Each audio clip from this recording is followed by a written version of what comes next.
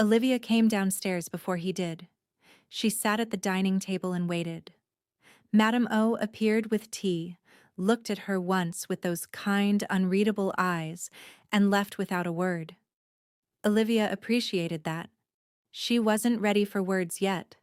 She was still living inside the decision she had made in the dark last night. Turning it over, checking every angle, finding it solid every time. She heard his footsteps on the stairs.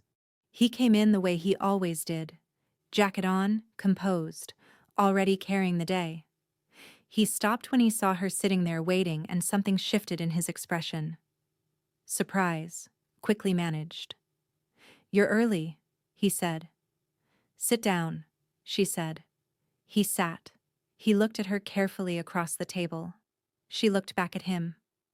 "I'm done," she said. The stillness in him deepened. "Done," he repeated. "Fighting this." She held his gaze. "Fighting you. Fighting what I feel."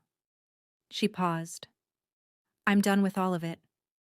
The dining room was very quiet. "Olivia, I'm not finished." Her voice was steady. "You took my choices away. You put me in a situation I didn't ask for, and I am still angry about that. That part is true, and it doesn't disappear." She looked at him directly. "But this other part is also true, and I'm not going to keep pretending it isn't." He was watching her with that focused, unguarded attention, hands flat on the table, completely still. "What is the other part?" he said quietly. "You know what it is." "I want to hear you say it." She looked at him across the table. This still, complicated, impossible man with his dark eyes, and his secret and his running out time. "I love you," she said. Simply, like a fact she was done arguing with. The silence that followed was the loudest she had ever sat in. She watched it move through him. Not the controlled, almost expression she had catalogued over the weeks, but something completely unguarded, something slow and enormous, like light breaking through water. His jaw tightened. His eyes didn't leave hers. He stood up. He came around the table and crouched in front of her so they were level, eye to eye, and took both her hands in his. "I have wanted to hear you say that," he said. His voice was very low. "Since the first night you were in this house." "You could have just asked me to dinner," she said. The corner of his mouth moved. "Would you have said yes?" "Absolutely not." He laughed, real, brief, genuine, and she felt it move through her chest like warm water. She brought one hand up and pressed it against his jaw. The healed line of the old cut, the sharp angle of bone beneath, and he turned his face into her palm and closed his eyes for just a moment. "Whatever time we have," she said softly, "I want to spend it like this. All of it. Every day." He understood what she meant. She saw the recognition move through his face, and beneath it the enormous quiet relief of a man who had been carrying something alone for a very long time. He kissed her. Not soft, not tentative, nothing asking permission about it. He kissed her the way he did everything, with complete decision, one hand gripping her jaw and tilting her face exactly where he wanted it. She felt the possession in it, and didn't pull back. She leaned in and held the front of his jacket in both fists, and kissed him back with everything she had been holding in for weeks. And he made a low sound against her mouth that she felt in her spine, and pulled her up out of the chair and against him, until there was no space left between them. She had never felt so decided about. When he finally pulled back, his breathing was uneven, and his eyes were darker than usual, and he looked at her with an expression that was not soft. It was hungry, and certain, and entirely him. "Mine," he said quietly. Not a question. She should have said something sharp about that. "Yours," she said. Something fierce and warm moved across his face. He pressed his forehead against hers, and they stood like that in the morning light, breathing the same air. He was different with her after that. Not softer. She had not expected softer, and would not have wanted it. Kang Tae Jun did not do soft, but he was more present, more openly himself. The careful layers he maintained during the day began thinning around her, and what she found underneath them was not what she had expected. He started coming to find her during the day for no stated reason. He would appear in the library where she was reading and sit across from her and open his own work and simply occupy the room with her. Sometimes an hour passed without either of them speaking, and it was the most comfortable silence she had ever shared with anyone. But when he did speak, he was direct in a way that still occasionally stopped her mid-breath. One afternoon, she was standing at the library window watching the garden when she felt him before she heard him. She always felt him first now, and his hands came to her waist and pulled her back against him, not gently, and his mouth dropped to the side of her neck. 4 hours of meetings, he said against her skin. How were they? Long. His hands tightened on her waist. I kept thinking about you. She turned in his arms and looked up at him. You kept thinking about me during business meetings? I keep thinking about you always, he said, like it was completely unremarkable, like constant thoughts of her were simply a condition he had accepted and moved on from. It's extremely inconvenient, she laughed. He watched her laugh with something close to reverence. Don't look at me like that, she said. Like what? Like I'm the only thing in the room. He looked at her steadily. You are the only thing in the room. She started to look away. He put a finger under her chin and brought her face back. Don't do that, he said. Low. Do what? Look away when I say something true. She met his eyes. He held her gaze with that absolute certainty, and she felt it move through her.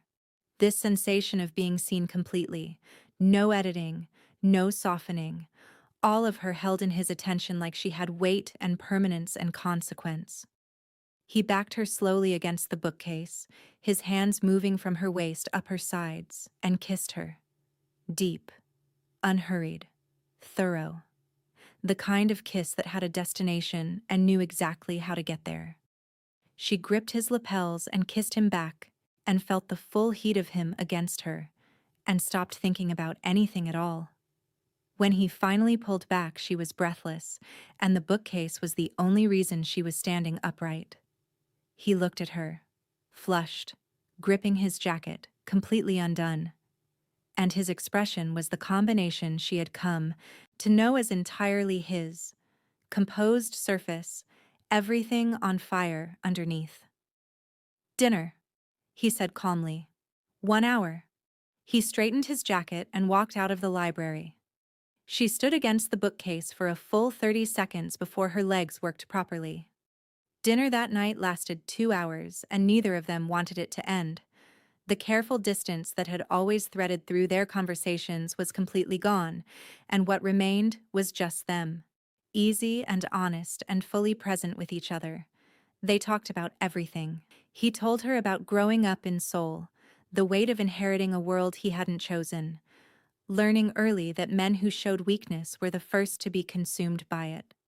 She told him about her mother, proud and exacting and never entirely satisfied, and the version of herself she had spent her 20s trying to outrun.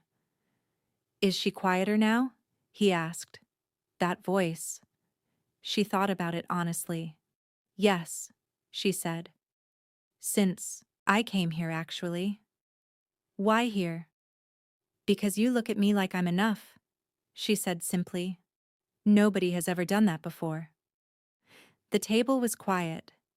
He reached across and took her hand. He held it the way he held everything, completely, with full intention. She turned her hand over in his and held it back. After dinner, he took her hand as they left the dining room and kept it, and she walked beside him through the house that had slowly and entirely become hers, and felt the specific completeness of this. Imperfect, complicated, utterly real. That night he came to her room. He knocked. She opened the door, and he stood in the hallway and looked at her without speaking, and she understood he was giving her the choice. Fully, deliberately, no ambiguity. She stepped back from the door. He came in. He crossed to her slowly, his eyes on hers the entire way, and when he reached her, he didn't kiss her immediately. He stood close enough that she could feel the warmth coming off him and looked at her face like he was deciding where to start. His hand came up and traced along her jaw, down her neck, slow and deliberate, watching her the whole time, and she felt her breath change. "Tell me what you want," he said, very quiet. "You already know," she said. "I want to hear you say it." She held his gaze. "I want you," she said. "All of you." Something shifted in his eyes. He gripped the back of her neck and kissed her, and she felt everything. The possession, the wanting, the controlled force of a man who had decided exactly what he was going to do and intended to do it completely. She pulled him closer and he walked her backward toward the bed without breaking the kiss, and when the backs of her knees hit the edge, he pulled back and looked at her for one long second. "Mine," he said. "Yours," she said back. Without hesitation. He was not gentle. She had not wanted gentle. He was present, completely, overwhelmingly present. His full attention on her, in a way that made her feel simultaneously exposed and entirely safe, like being caught in something and choosing not to escape it. He said her name once in the dark in a voice that had nothing managed about it, and she felt it from her sternum to the base of her spine. Afterward, she lay against his chest in the dark with his arm around her and his hand moving slowly through her hair, and she listened to his heartbeat gradually slow. "Tae Jun," she said quietly. "Hmm? Don't hide things from me anymore." His hand paused in her hair, then continued. "No," he said. "I won't." She pressed her hand flat against his chest and closed her eyes.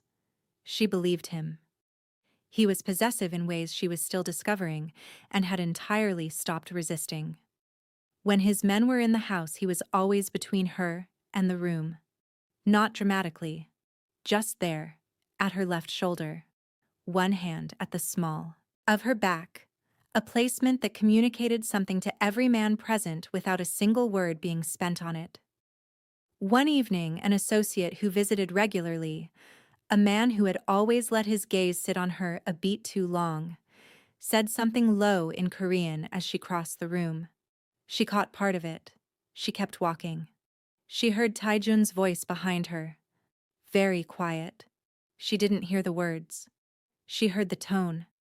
The tone of a man explaining something once, simply, with the absolute certainty that it would not need to be explained again. The associate left early. Tae Jun appeared in the library 20 minutes later, completely composed, hands loose at his sides. "What did you say to him?" she asked. "That what is mine is not for looking at," he said simply. She put her book down. She crossed the room and kissed him, and he responded immediately, both hands gripping her waist, pulling her fully against him with that decisive force she loved, walking her backward until the bookcase stopped them. "You can't keep doing that," she said, against his mouth. His mouth moved to her jaw. "Doing what?" "Claiming me like that in front of people." He lifted his head and looked at her. His hands were still gripping her waist. His eyes were very dark. "Would you like me to stop?" he said. She held his gaze. "No," she said. Something flared in his expression. He kissed her again, and she stopped thinking about the conversation entirely. He had a way of looking at her when he thought she wasn't paying attention.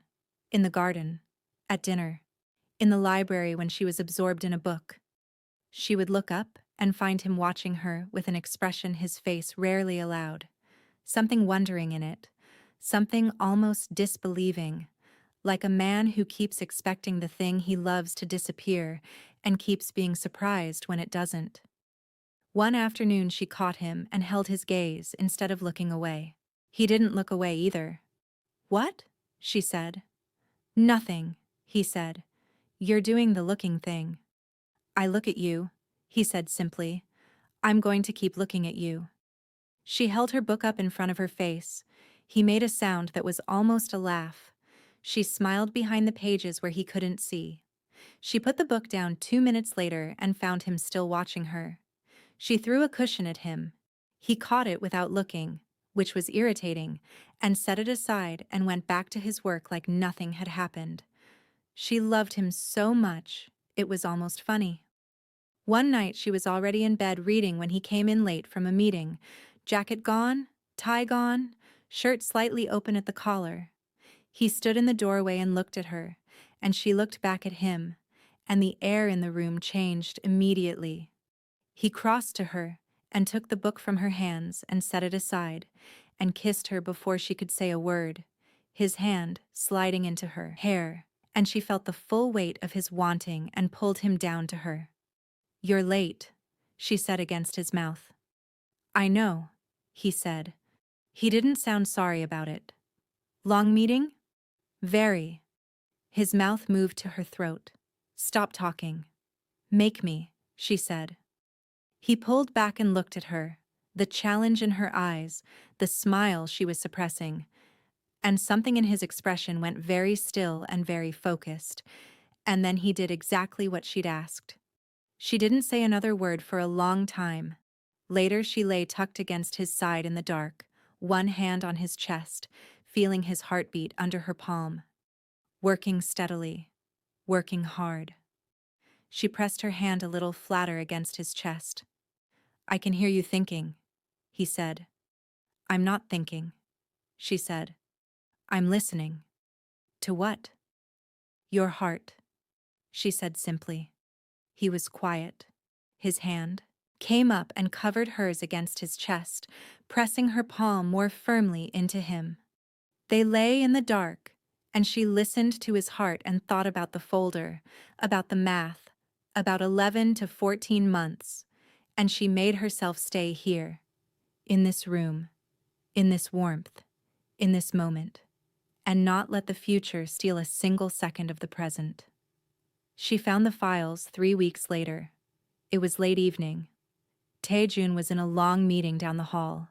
She had gone to his study for a book he had mentioned, something on the lower shelf behind his desk. She found the book.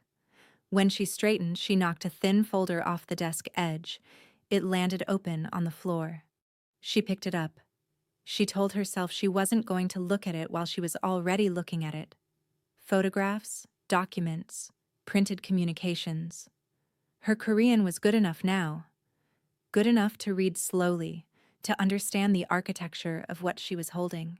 Photographs of the restaurant, of her, of Park Jin-woo, an order, in Tae Jun's name, dated 3 days before that night. She stood in the middle of the study and read it twice. Then she set it carefully on the desk and stood completely still and let it move through her like cold water, all the way down. He had ordered it. He had ordered the man killed. And then he had taken that death and used it to build a trap around her. The witness, the planted evidence, the frame, all of it deliberate, all of it by the same hands that held her face when he kissed her. The same hands that had pressed over hers against his chest in the dark last night. She picked the folder up. She walked down the hall. She opened the conference room door. 7 men looked up. Tae Jun looked up last, and the moment he saw her face, saw the folder, something moved in his eyes. He said one quiet word in Korean, and every man in the room stood and filed out, and then it was just the two of them. She put the folder on the table between them. "Tell me," she said. He looked at the folder, then at her. He didn't reach for it. "Tell me," she said again. Quiet. Controlled. "I was having him followed," Tae Jun said. "His organization had connections to people I had problems with. I had been watching him for weeks." A pause. "And then, one night, I watched him put his hands on you."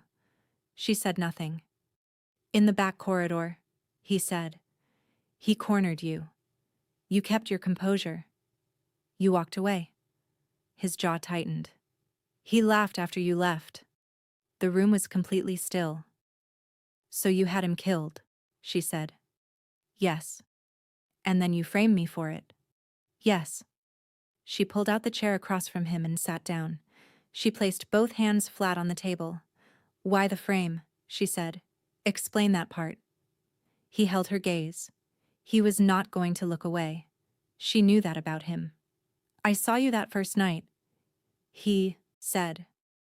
Before the surveillance. Before I knew anything about his organization, I saw you and He stopped, started again. I had never wanted to know a person the way I wanted to know you, immediately, from across a room. A pause. And I knew you would never come to me willingly, not knowing what I am. So, you made sure I had nowhere else to go? She said. Yes. He didn't deny it. She watched him choose not to defend himself. Yes, he said quietly. You're right. She sat with that honesty and felt it complicate everything the way honesty always did. I should hate you for this, she said. Yes, he said. You should. The fear. Running alone in the dark, trying to escape something I knew nothing about. She looked at him steadily. You did that to me. I know. Say the whole thing, she said. Out loud. He held her eyes. I had Park Jin-woo killed, he said, because he put his hands on you, and laughed about it, and I couldn't let that stand. A pause. And because I wanted you, and I made the world dangerous enough that I became your safest option. I framed you. I manufactured the evidence. I took your choices away. He didn't look away. All of it was me. Silence. She sat with it for a long time.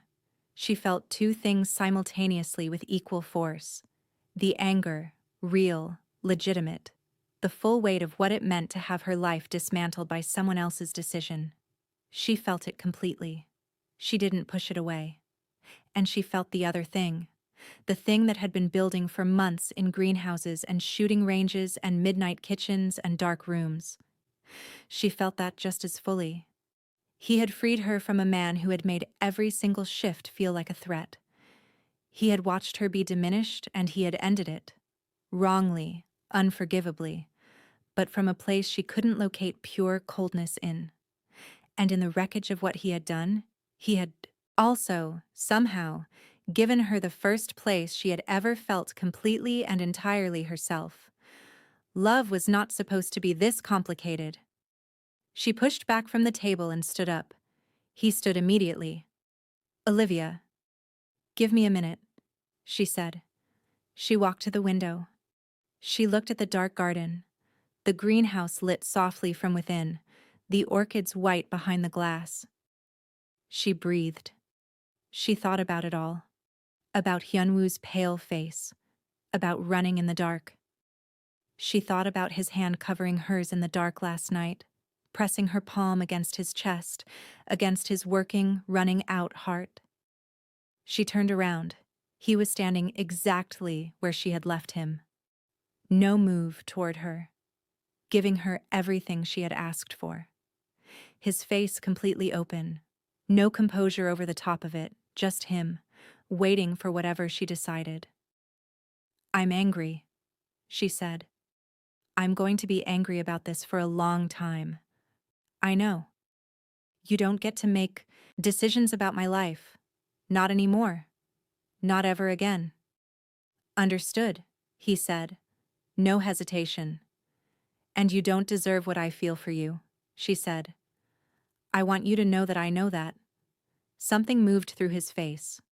I know it too, he said softly. She crossed the room. She stopped in front of him and looked up at his face. This hard, impossible man who had committed something unforgivable, and somehow, in the middle of it, had also seen her more clearly than anyone ever had. But I love you anyway, she said. So there it is. He looked at her for one long moment. Then his hand came up and gripped her face. Not gently, not asking. And he kissed her with a certainty that had nothing tentative about it. She gripped the front of his shirt in both fists and kissed him back, and felt the anger and the love existing together in her chest, both real, both entirely hers. When he pulled back, his forehead dropped against hers. "Every day," he said quietly. "Whatever you'll give me." "Every day," she said. That night she lay beside him in the dark with her hand pressed flat against his chest the way she always did. She felt his heartbeat beneath her palm. Still working too hard. Still pushing. She listened to it for a long time. "Tae Jun," she said quietly. "I found your medical folder," she said. "3 weeks ago. In the study. I read it." She kept her voice steady. "Your heart." He was quiet for a moment. "I wondered," he said. "When you said, 'whatever time we have.' I understood." "Why did you decline the treatment?" she said. He looked at the ceiling, then back at her. "I had nothing to live for," he said simply. "No one to live for." A pause. At the time, that was true. She lay with that for a moment, with the weight of it, with the specific sadness of a man who had looked at his own life and found it empty enough that fighting for it hadn't seemed worth the effort. She pressed her hand a little firmer against his chest. "And now?" she said softly. He looked at her in the dark. "Now I have everything," he said. She lay there with his heart beating under her palm and felt everything move through her at once.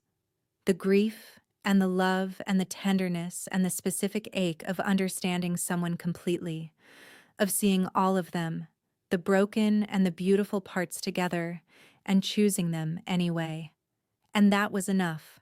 She found out she was pregnant on a Tuesday morning. She sat on the edge of the bathtub with the test in her hand and let the information settle. Her first feeling was not fear. Fear was there, but it wasn't first. First was something warm and slow and certain that moved through her. She went to find him. He was in his study on the phone at the window. He looked up when she appeared in the doorway and read her face in 1 second flat and ended the call. "What's wrong?" "Nothing's wrong," she said. She held the test out. He took it. He looked at it. She watched the information land, watched his face move through something she had never seen there before, something that came from much further down than his usual expressions, something completely unmanaged. He looked up at her. His eyes were very bright. "Olivia," he said. His voice had nothing steady about it. "I know," she said. He crossed to her in 2 steps, and his hands came up to hold her face, and he just looked at her. His thumbs against her cheekbones, his eyes moving over her face like he was memorizing it. "How do you feel?" he said. "Terrified," she said. "Happy." Both at exactly the same time. "Both," he said. He kissed her forehead, her cheek, then her mouth. Slower than usual, more careful. The possession still there, but something else layered underneath it now. Something that made her eyes sting. She pulled back. "Don't start being gentle now, I mean it." Something moved in his face. "You just told me you're carrying my child." "And I'm still me," she said. "Don't treat me like I'm breakable." He looked at her for one moment. Then he pulled her into him, tight, decisive, completely, and pressed his mouth against her hair. "You are the most stubborn woman I have ever known," he said. "Yes," she agreed. His arms tightened around her. She felt him exhale, slow, long, deep, against the top of her head. She pressed her face against his chest and closed her eyes and felt his heart beating under her cheek, working hard, the way it always did, the way it would for as long as it could. She held on to him and thought, every day, every single one. That evening they sat together in the garden until the cold drove them inside, talking about names, about what this child might be like, about the future they were building from the wreckage of how they had begun, like the clock ticking didn't matter. He talked about the baby with quiet intensity, that focused deliberateness he brought to everything he intended to protect. She watched him and loved him with a completeness, that had no reservation left in it. Later, when he was asleep, she pressed her hand flat against her stomach and made a silent promise to both of them. She would remember every day. She would not let a single hour go to waste. She didn't know the hours were already being counted by someone else. She went to the garden the next morning as she always did.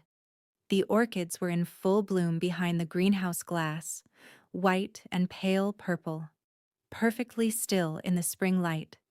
The paths were cold and damp beneath her feet. She walked slowly with her hands in her jacket pockets and her face tipped up to the pale Seoul sky. She was thinking about names. She was thinking about the way Tae Jun had pressed his hand flat against her stomach last night before he slept. Careful and certain, the way he held everything he intended to keep. She was thinking about the way he had looked at her across the dinner table earlier that evening, that unguarded focusing of attention, like she was the only fixed point in a room full of moving things. She was 8 weeks pregnant and irrevocably in love with a man who had stolen her freedom and given her everything else, and the morning was cold and beautiful and entirely hers. She was completely unprepared. The sound came first, wrong, too close, the particular wrongness of a sound that doesn't belong in a safe place. She turned. Then hands. Multiple. Fast. Professional. One arm around her waist, one hand over her mouth before the sound building in her throat could become anything useful. She drove her elbow back hard, connected, heard a grunt, drove it back again. She clawed at the arm around her waist, twisted, got one hand free and reached for the face behind her, the way Tae Jun had taught her. In the shooting range, going for the eyes, going for anything sensitive. It wasn't enough. There were 3 of them, maybe 4. Too many and too prepared, and within 40 seconds she was in the back of a vehicle she hadn't seen, and the garden was gone. She pressed her bound hands against the seat behind her and breathed. The baby. She turned her attention inward immediately, listening, checking. No sharp pain, no cramping. The struggle had been brief, and her abdomen had been protected. They hadn't hit her there, which told her they knew she was pregnant, which told her they had been watching long enough to know everything. She exhaled. She looked at the vehicle around her. Tinted windows. 2 men in the front, one beside her. Professional silence. Nobody performing, nobody trying to intimidate her with words. This was not amateur work. This was organized and deliberate, and that told her something important. They wanted Tae Jun to come for her. They wanted him to come specifically, which meant they had a plan for when he did. She looked at the man beside her. "He will come for me," she said, in Korean, slow and clear. The man didn't look at her. "And when he does," she said, "you should be very afraid of that." The cold room was exactly what she had expected. Concrete, one light, metal chair, wrists bound behind her, ankles free. The same calculation as before. They weren't afraid she would run because there was nowhere to run to. She sat in the chair and she breathed, and she thought about Tae Jun walking into the empty garden and finding only the stone paths and the orchids, and no Olivia. She thought about what that would do to his face. She thought about his heart. That thought moved through her chest like something sharp, and she pressed it down and replaced it with something more useful. He would come. She knew that with the absolute certainty of someone who had spent months learning a person completely, would come and he would be careful, and she needed to be ready to move the moment the door opened. A man came in eventually, broad, expressionless. He delivered his message in Korean. "Stay quiet, cooperate, you won't be harmed." And she let him finish, and then she said, "Tell whoever sent you that Kang Tae Jun does not negotiate. He does not cooperate. He does not send messages back." She held the man's eyes. "He comes. And then it's over." The man left. She sat in the cold room and held herself together and waited. Tae Jun was in a meeting when Jinho appeared in the doorway. He didn't say a word. He didn't need to. Tae Jun read his face in 1 second. The particular controlled urgency of a man delivering the worst possible news to someone who cannot afford to react the way the news deserves. And he was on his feet before Jinho opened his mouth. When Jinho said her name, the room went very quiet in a way that had nothing to do with sound.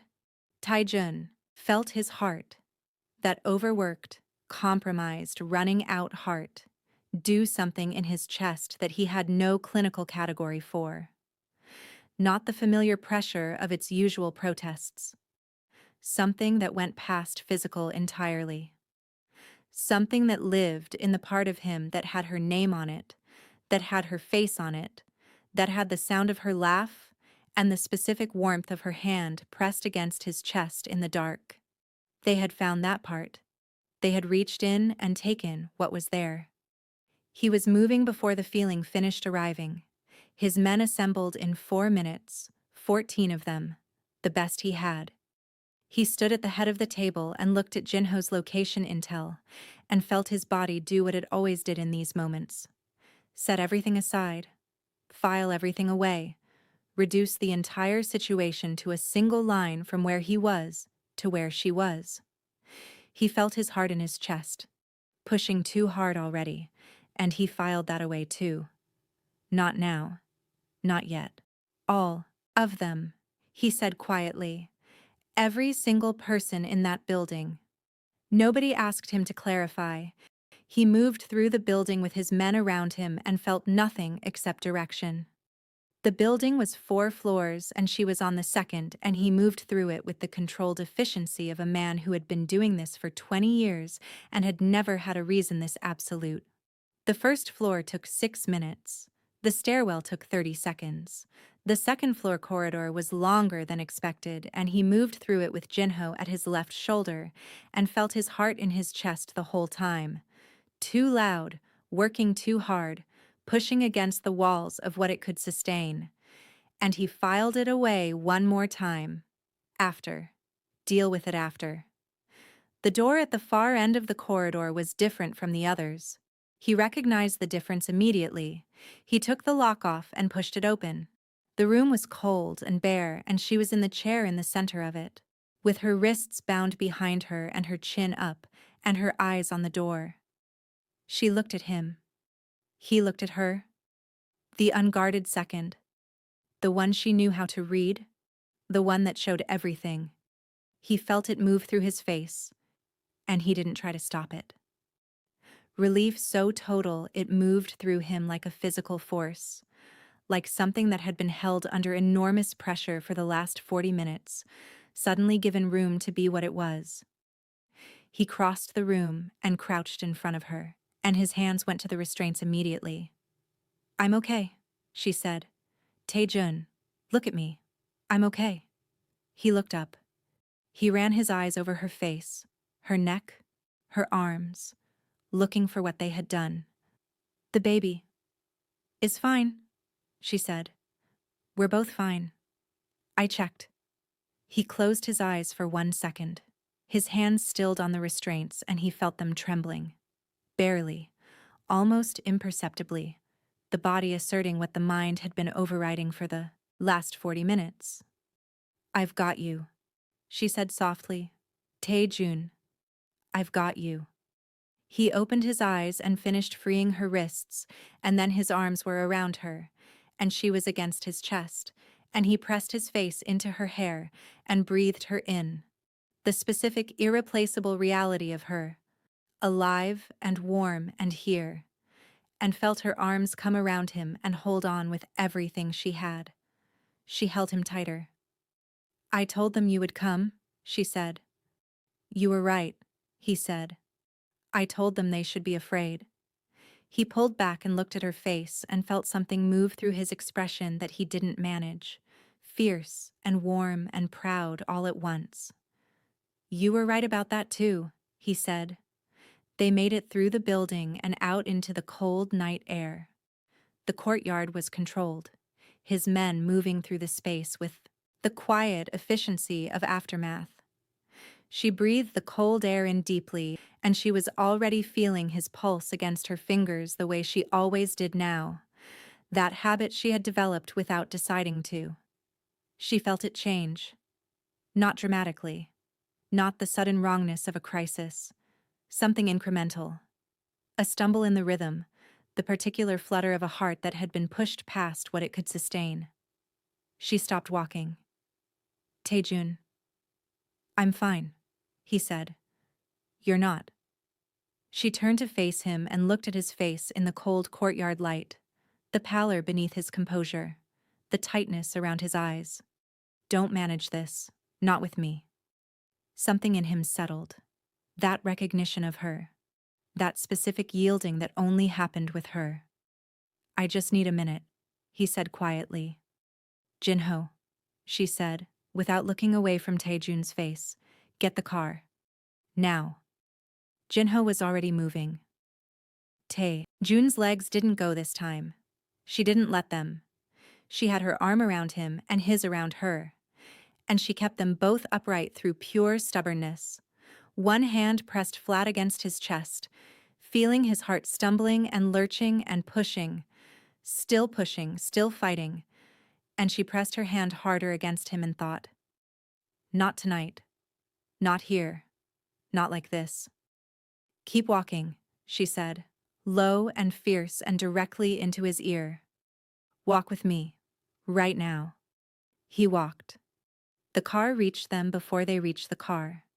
Jinho had brought it across the courtyard, and the door was open, and she got Tae Jun inside, and got in beside him, and took his hand, and held it against her own chest so he could feel her heartbeat. Steady. Present. Here. And looked at him in the dim interior light. His color was wrong. His breathing was shallow. But his eyes were on her. Clear. Fully present. We're going home, she said. And then you are going to let someone help you. He looked at her for a long moment. Olivia. That was not a question, she said. Something moved at the corner of his mouth. No, he said quietly. I didn't think it was. She held his hand against her chest the entire way home and felt her own heart beating under his palm and thought, hold on. Just hold on. We're almost there. They made it home. The mansion had never felt so much like home as it did that night. Madame O was at the door before the car stopped. Jinho must have called ahead because the house was lit and warm and there were people moving with quiet purpose inside. Olivia got out first. She went around to his side and opened the door, and he looked at her from the seat with that particular expression she had come to know, the one where he was deciding whether to accept help or manage without it. She held his gaze and said nothing. She just waited. And after a moment he took her hand and got out. He was steadier than he had been in the courtyard. She noted that. His color was still wrong, but his legs were holding, and his grip on her hand was firm, present, intentional. Madame O looked at him, then at Olivia. Her face said everything her voice didn't. His room, Olivia said, and call Dr. Shin, tonight. Already done, Madame O said quietly. They went upstairs. She sat on the edge of the bed beside him while Jinho helped him out of his jacket, and she watched his face the way she watched it in the dark every night. Reading it, cataloging it, looking for what was real beneath what was managed. He was tired in a way that went past the night's events. She could see it now clearly, in the particular heaviness around his eyes, in the slight slackening of the control he usually wore so completely. He looked at her looking at him. Stop, he said. Stop what? She said. Doing that thing where you assess me. I'm not assessing you, she said. I'm looking at you. You're counting things, he said. I can tell. She reached over and took his hand and held it in both of hers. She turned it over and pressed her fingers against his pulse point the way she had started doing in recent weeks. That quiet, private monitoring that he had never called out until now. His pulse was uneven, slower than it should have been after exertion, which was worse in its own way than fast. "How long has it been like this?" she said. He was quiet for a moment. "A few weeks," he said. "It comes and goes." "You didn't tell me." "You were—" "Don't," she said. "Don't say I was pregnant and you didn't want to worry me. Don't say that." He looked at her. The composure was entirely down. He was just Tae Jun, tired and honest and completely hers. "I didn't want to worry you," he said. She pressed her lips together. She looked at their hands, then back at his face. "I have been listening to your heart every single night," she said quietly. "Did you think I wouldn't notice?" He said nothing. "I notice everything," she said. "You know that about me." He turned his hand over in hers and held it back. "I know," he said softly. "I know you do." Dr. Shin arrived at 11. He was a small, precise man in his 60s, with the specific, unhurried manner of someone who had delivered serious news enough times to have made peace with the weight of it. He examined Tae Jun thoroughly and without commentary. Olivia sat in the chair by the window and watched, and kept her face still, and her hands loose in her lap, and did not say a single word until he was done. When Dr. Shin finally sat back and looked at Tae Jun across the bed, she stood up and moved to stand beside Tae Jun, and she took his hand. Dr. Shin looked at them both. "The episode tonight was a significant cardiac event," he said carefully. "Not the first, I suspect." He looked at Tae Jun. "You have been having smaller episodes for some time." "Yes," Tae Jun said. "How long have you been having the dizziness?" 3 weeks, Tae Jun said. "Intermittent." Dr. Shin nodded slowly. He folded his hands. "Mr. Kang, we have discussed the treatment options before and you have declined. I need to ask you again tonight. Not as a formality." He paused. "The window for intervention is not unlimited. If we are going to pursue transplantation—" "He's pursuing it," Olivia said. Both men looked at her. She looked at Tae Jun. "You're pursuing it," she said. Not loudly, not with anger. With the complete, quiet certainty of a woman who had made a decision and was not interested in discussing it. "We have a baby coming. You told me you were done hiding things. You told me no more secrets." She held his gaze. "This is not your life to spend alone anymore. It is ours. And I am telling you that you are going to let them help you." Tae Jun looked at her for a long moment. She didn't look away. She held his hand and held his gaze, and she waited. Something moved across his face. Not resistance. She had braced for resistance, and it didn't come. What came instead was something that looked, after a moment, like the specific relief of a man who had been holding a very heavy thing alone for a very long time and had just been told he was allowed to put it down. "All right," he said quietly. She held his gaze. "All right? All right," he said again, and something in the way he said it the second time, with more weight, more decision, told her he meant it. Not just for tonight, for everything that came after. She exhaled slowly. She turned back to Dr. Shin. "What do we do first?" The hospital began the search for a donor heart the following week. Dr. Shin was careful with his language. "We are initiating the process. The timeline is uncertain. We will monitor closely in the interim." But beneath the careful language, the fact was simple. Tae Jun was on a list. His body was being managed. His heart was being watched by people whose job it was to watch it. He was no longer carrying it alone.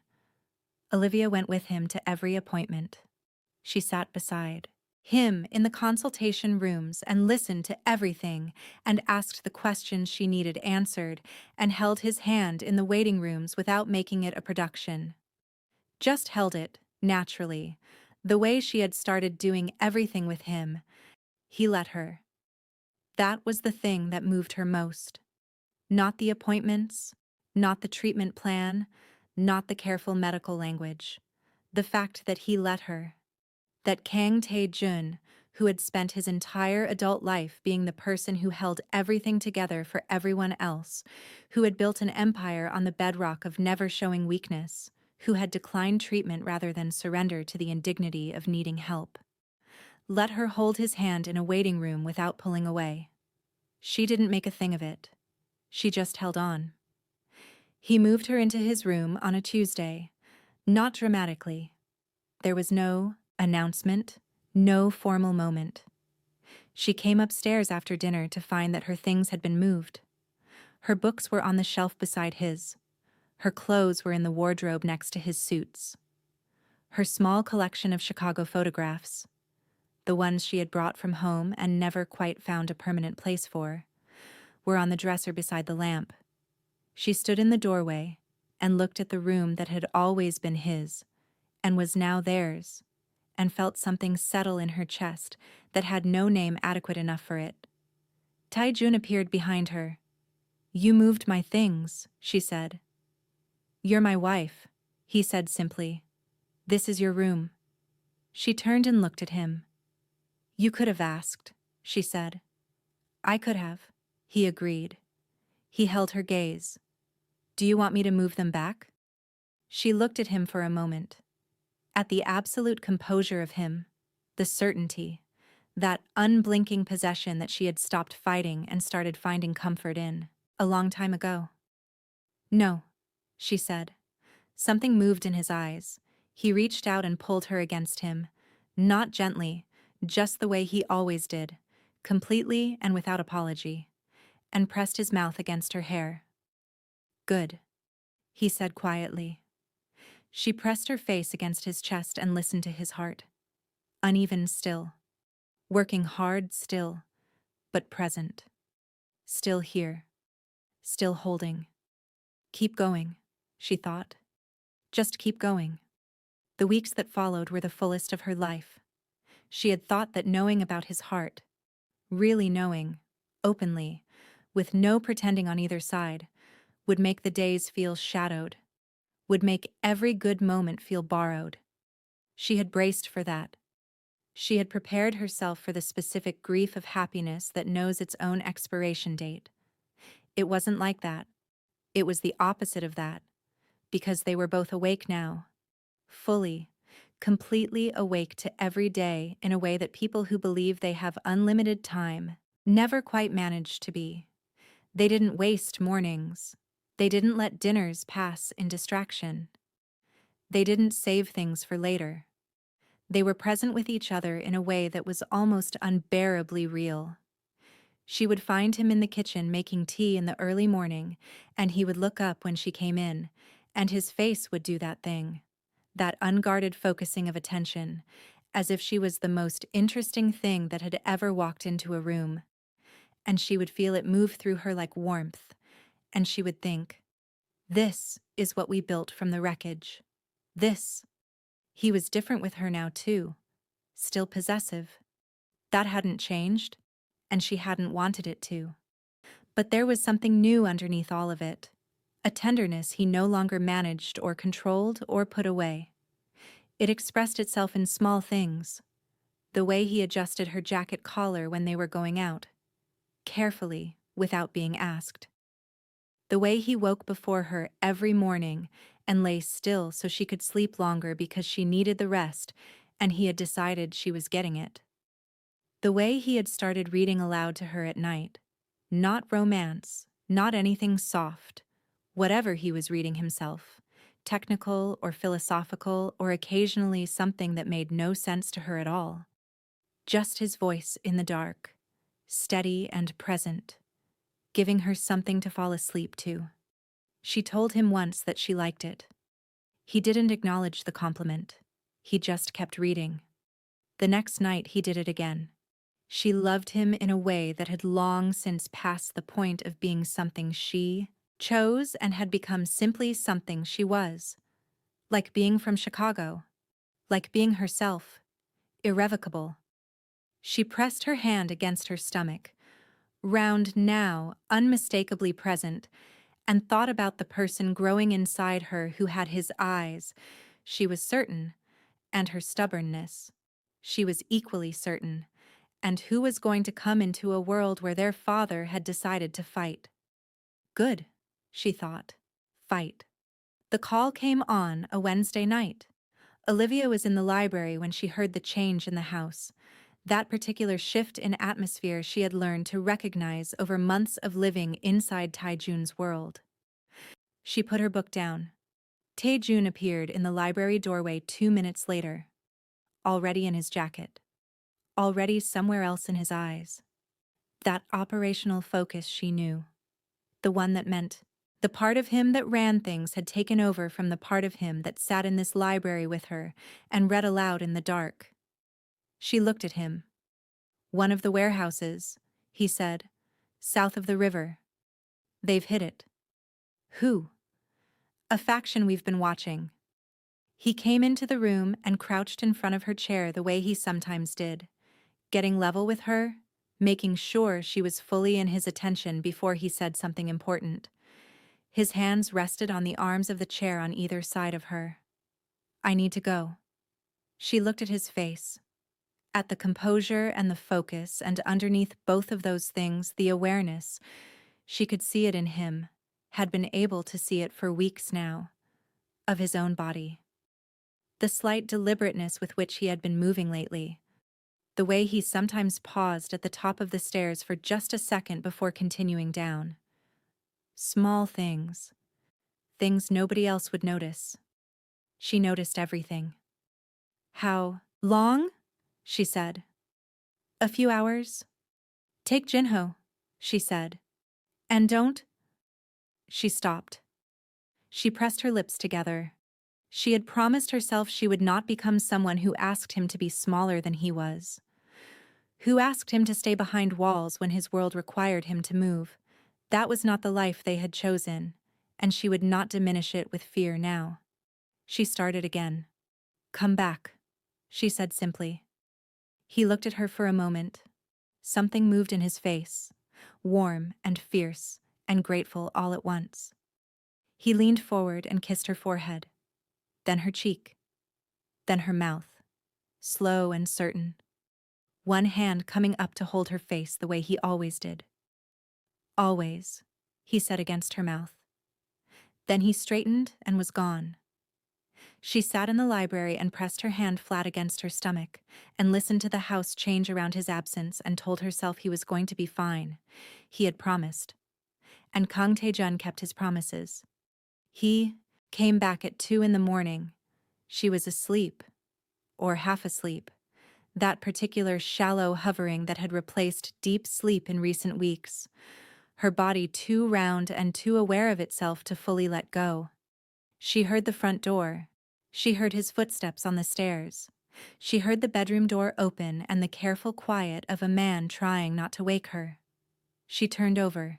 He was standing at the foot of the bed taking his jacket off, his back to her. She looked at the line of his shoulders, the set of them, the way he rolled his neck once before hanging the jacket over the chair. A gesture she recognized as the private decompression of a man letting the operational mode go now that he was home. He turned and saw her awake. I told you not to wait up, he said. I wasn't waiting up, she said. I was sleeping. You were watching me. I was half asleep and you walked into my field of vision, she said. How did it go? He sat on the edge of the bed beside her. He looked at her in the low light. It's handled, he said. She reached up and pressed her hand against his face. He turned into it immediately. That small, involuntary surrender she had come to love. Are you hurt? She said. No. She looked at him carefully. He looked tired. More than the night's events accounted for. But his eyes were clear, and his color was better than it had been in the courtyard, and his pulse under her fingers at his jaw was, she counted, uneven but present. Come to bed, she said. He lay down beside her and she tucked herself against his side and pressed her hand flat against his chest and listened to his heart the way she always did. She closed her eyes. I'm glad you're back, she said quietly. His arm tightened around her. I know. he said. Go to sleep. She did. The headaches started 10 days later. The first one happened at breakfast. She saw it. A brief contraction across his face, quickly managed. The slight closing of his eyes for less than a second before he opened them, and continued the conversation as if nothing had happened. She said nothing. She filed it away. The second one happened in the library 2 days after that. She was reading and he was working, and she looked up and found him sitting very still with his hand pressed against the side of his head, his eyes closed, his breathing deliberate. He didn't know she was watching. She watched for a full 30 seconds before he lowered his hand, opened his eyes, and went back to his work. She went back to her book. That night she called Dr. Shin. She did it from the garden, quietly, while Tae Jun was in a meeting. She described what she had seen, the frequency, the duration, the way he managed them, the dizziness she had noticed twice when he stood up too quickly. Dr. Shin listened without interrupting. This is consistent with what we've been monitoring, he said carefully. The reduced cardiac output affects cerebral perfusion.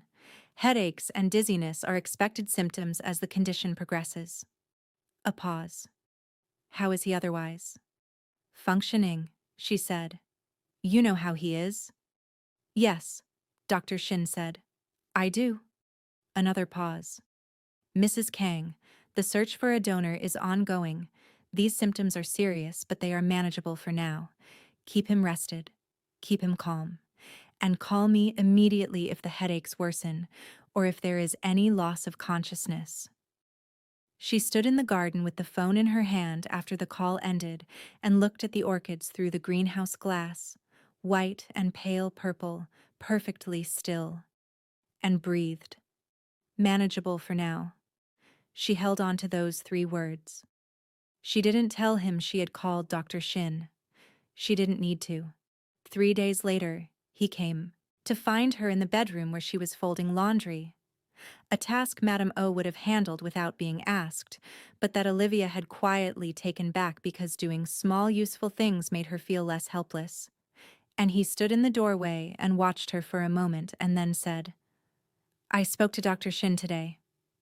She kept folding. Did you? He mentioned you had called him? He wasn't supposed to mention that. He thought I should know. Tae Jun came into the room and sat on the edge of the bed. He looked at her steadily. You've been watching me. I always watch you, she said. More than usual. She put down the shirt she was folding and turned to face him. You've been having headaches for 10 days, she said. You haven't said a word about them. He held her gaze. I didn't want to worry me, she finished. I know. Tae Jun. She crossed to him and stood in front of him and put both hands on his face, tilting it up slightly, making him look at her fully. We agreed. No more carrying things alone. Either of us. He looked up at her. In the afternoon light, he looked tired in that deep way she hated seeing. The tiredness that went past the day and came from somewhere more fundamental. They're manageable, he said. I know they're manageable, she said. Dr. Shin told me. But manageable doesn't mean you carry them alone and pretend they're not happening. She held his face in her hands. Tell me when they happen, that's all I'm asking. Just tell me. He was quiet for a moment. All right, he said. She searched his face. He meant it. She could tell. She leaned forward and pressed her forehead against his, and they stayed like that for a moment. The donor, she said quietly. Dr. Shin said the search is ongoing. Yes. Good. She pulled back and looked at him. Then we wait. And while we wait, we do not pretend. We do not manage. We are here together, exactly as we are. She held his gaze. Agreed? Something moved through his face. Agreed, he said softly. She kissed him, firm and brief, and entirely decided. And then she went back to the laundry because the laundry needed folding, and life needed to keep moving, and she had decided a long time ago that she was not going to let fear steal the days she had been given. He sat on the bed and watched her fold laundry for 10 minutes without saying anything. She didn't tell him to stop watching. She had stopped telling him to stop watching a long time ago. The days that followed were good days. She would know that later with the specific clarity of hindsight, but she knew it then too. Which was the more important thing? She was 8 months pregnant, and her back ached, and she couldn't sleep for more than 3 hours at a stretch, and she moved through the mansion like a ship in full sail, as Jinho had once described it under his breath, and then looked immediately alarmed that she had heard him. She had laughed for 5 minutes. Tae Jun had looked at Jinho with an expression that was completely straight-faced and said, "She heard you," and then had looked back at his papers with the smallest movement at the corner of his mouth. She loved their life. She loved the specific texture of it. The morning tea and the library and the garden and the late dinners that lasted too long. She loved the way Madame O had started leaving small plates of fruit outside her room at midnight, because she had mentioned once that she got hungry in the night. She loved the way the old man in the greenhouse had started saving the best orchid blooms for her, leaving them at the kitchen door without explanation. She loved the way Tae Jun looked at her across rooms, like she was the only fixed point, like she was the answer to something he had been asking for a very long time. He had been getting the headaches every few days now. He told her when they happened. He had kept that promise, which she had not entirely expected and which moved her every time. He would simply say, quietly, in passing, "I have one today," and she would note it and watch him and not make a production of it, and that was how they had agreed to carry it.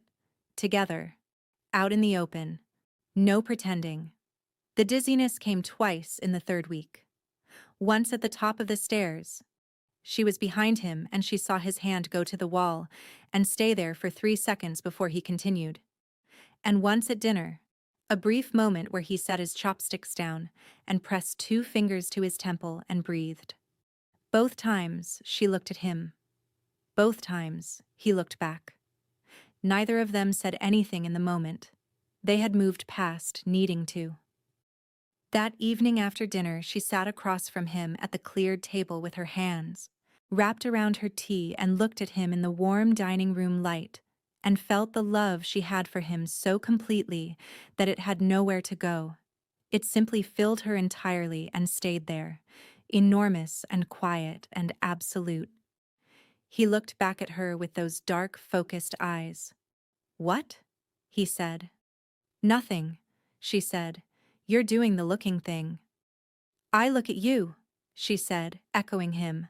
"I'm going to keep looking at you." Something moved in his face, something warm and unguarded and entirely real. He reached across the table and took her hand. They sat like that in the quiet dining room while the house moved gently around them. It was 3 days after that dinner that it happened. They had eaten well.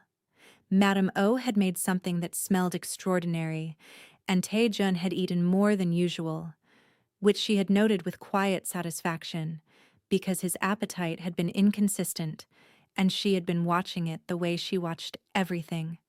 They had talked through the meal, easy and unhurried, about the baby's room which was still half finished, about a name they kept circling without landing on, about something Priya had said in her last call that had made Olivia laugh, and which she had recounted badly, and Tae Jun had listened to with patient amusement. It had been a good dinner. Afterward, he pushed back from the table and pressed 2 fingers briefly to his temple. She saw it. She always saw it.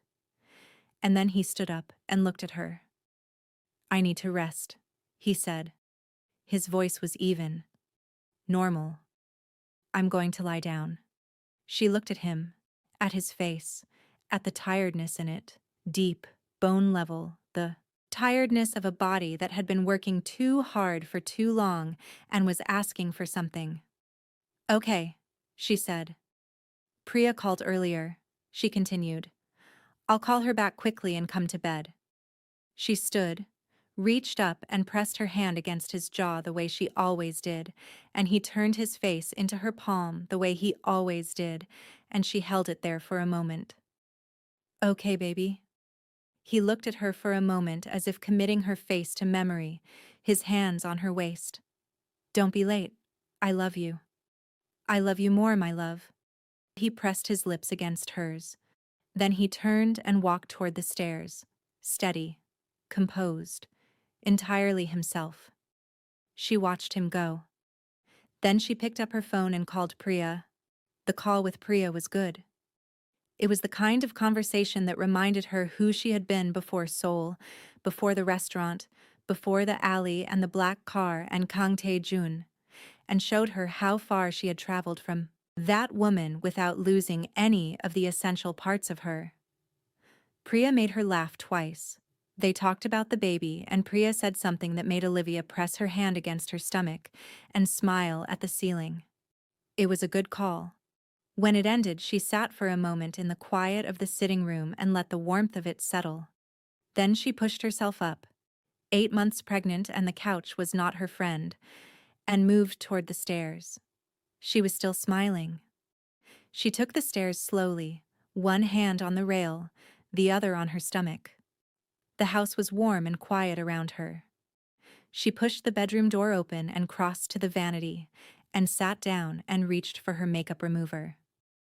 Priya says the name we picked sounds like a K-drama character, she said, her voice low and comfortable in the quiet room, which I personally think is a compliment considering where we live, but she seemed to think it was a concern. The room was dim. The lamp on his side was off. The curtains were drawn the way he always drew them when he wanted to sleep. She worked the makeup remover across her face in slow circles, still talking. She also wants to visit after the baby comes. I told her yes, obviously, but I may have forgotten to mention the part where we live in a Mafia compound. She smiled at her own reflection. I figure that's a detail we can cover when she arrives. She set the cotton pad down and reached for her moisturizer. She asked if you were treating me well. She glanced toward the bed in the mirror. I told her you were impossible and possessive and that I was disgustingly happy. She smoothed the moisturizer across her face. She said that tracks. She waited for the sound that usually came at this point. The low exhale of amusement, or the single word of dry commentary, or just the shift of movement that told her he was awake and listening even when he pretended not to be. Nothing. She looked at the bed in the mirror. Baby?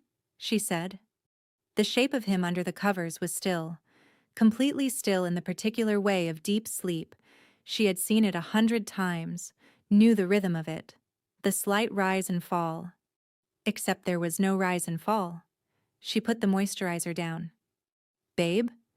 She kept her voice light, unsuspecting. Still asleep? Nothing. The stillness of the room pressed against her suddenly in a way that was different from before. She stood up from the vanity. She crossed to the bed. She reached out and put her hand on his shoulder. Tae Jun. He didn't move. She turned him toward her, gently and then with more urgency, and pressed her fingers to the side of his neck, the way she had done 1,000 times, feeling for the pulse she had memorized, the particular rhythm of him, the heartbeat she had pressed her ear against in the dark, and counted and held onto and begged silently to keep going. Nothing. The silence where his heartbeat should have been was the loudest thing she had ever experienced. It moved through her like the world ending. No, she said. It came out small, almost a whisper, like the word itself couldn't hold what was behind it. No. She pulled him toward her fully and pressed both hands against his chest and felt the stillness beneath her palms. That complete, devastating stillness. So different from sleep, so different from rest, the stillness of something that has stopped. And something broke open in her chest that had no name and no bottom. No! It tore out of her. Not a word anymore. Something past words. The sound of a woman whose hands were pressed against the chest of the man she loved and feeling nothing. You can't do this to me, She was shaking, both hands flat against his chest, pressing as if pressure alone could restart something. You can't. Tae Jun. Please. She was weeping. She hadn't decided to. It didn't matter. We still have to raise our baby. Her voice was breaking apart with every word. My love. We still have to raise our baby. You can't. The door burst open. Jinho came through first, which meant someone had heard her. The sound she had made had traveled through the walls of this house and brought them running. And behind him 2 more of Tae Jun's men, and behind them Madame O, and all of their faces when they understood, held the same thing. Not surprise. Grief. Deep, already present grief. The grief of people who had known this was coming, who had been watching it approach for months, who had prepared themselves as best they could, and were discovering now that preparation meant nothing when the moment actually arrived. Jinho crossed to the bed. He stood on the other side of it and looked at Tae Jun and his face, that broad, usually impassive face that had given nothing away. In 20 years of service, crumpled for just a moment before he pulled it back. Mrs. Kang, he said, quietly, gently. Don't, she said. Don't. She was still pressing her hands against Tae Jun's chest, still holding on. Her tears were falling onto the covers, onto his shirt, and she didn't move, couldn't move. The idea of taking her hands away was impossible, was unthinkable, was the thing she was not ready for and would not be ready for. He knew, Jinho said, very quietly. He knew it could happen like this, quickly, in his sleep. A pause. He told me, a few weeks ago, that if it happened this way, it was the way he would have chosen. No pain. At home. Jinho's voice was steady, but only barely. With you close. She pressed her forehead down against Tae Jun's chest. She could hear nothing beneath it now. Just the silence. Just the enormous, absolute silence where his heart used to be. You asked for 365 days, she whispered into his chest. I would have given you a lifetime. Do you know that? Every single day I had. Every one. The room was very quiet around her. Madame O was crying silently in the doorway. The men behind Jinho were looking at the floor. Jinho himself stood on the other side of the bed with his hands at his sides, and his jaw set hard and his eyes very bright. She lay against Tae Jun's chest in the quiet room and held his hand and pressed it against her stomach. The way he used to do, the way she had watched him do in the dark when he thought she was asleep, that careful, certain gesture, and she felt the baby move beneath it. She closed her eyes. She stayed for a long time. The years passed. Not gently, not cruelly. Just continuously, the way time moves when it has decided not to ask your permission. One day following another with its own quiet momentum, carrying her forward whether she was ready or not. She raised their daughter in Seoul. She had thought about going back to Chicago. She had thought about it seriously in the first hard year, when the mansion was too quiet and the garden felt like a place something essential had been removed from. She had packed a bag once, sat on the edge of the bed, their bed, his and hers, the one she still slept in, with the bag at her feet. Unpacked it 2 hours later. This was her city. She had chosen it twice. The second time was the braver choice. The third time, choosing to stay after he was gone, was the bravest of all. She stayed. She raised their daughter in the house with the greenhouse and the orchids, and the stone paths in the garden, and Madame O, who stayed without being asked, and Jinho, who never left, and the old man who still left orchid blooms at the kitchen door without explanation. She raised her in the specific warmth of a place that had been loved in completely, that had the memory of love built into its walls, and she told herself every day that this was enough. That giving her daughter a home full of his memory was enough. Most days she believed it. Her daughter was 6 years old when she asked about her father. They were in the garden on a spring afternoon, the orchids in full bloom behind the greenhouse glass, white and pale purple, the same as always, every year, reliable as anything she had ever known. Her daughter had been crouching to examine something on the stone path, with the focused thoroughness she brought to everything. Her father's thoroughness, wearing her face. And she stood up and looked at Olivia with her father's eyes. Dark, direct. That particular focused attention that still occasionally stopped Olivia's breath. "Mama," she said, "what was my father like?"